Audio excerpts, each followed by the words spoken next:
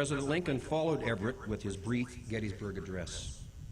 Lincoln's 272 words gave meaning to the terrible sacrifices wrought by the Battle of Gettysburg and the Civil War. He asked the country to rededicate itself to a new birth of freedom. Today, more so than ever, the legacy of the Gettysburg Address reminds us all that human freedom and equality is a struggle that did not end with the Civil War, or even 100 years later with the Civil Rights Movement. It is a struggle that still challenges us today. The nation that would be inherited by the living and by the generations yet to be born. His words were simple. His faith was deep.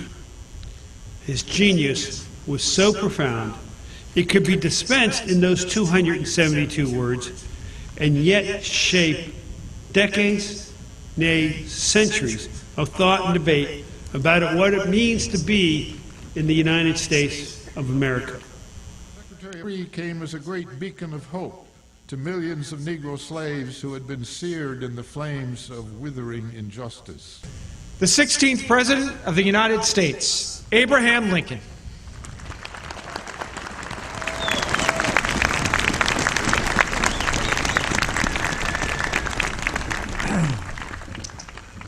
Fourscore and 7 years ago, our fathers brought forth on this continent a new nation, conceived in liberty and dedicated to the proposition that all men are created equal.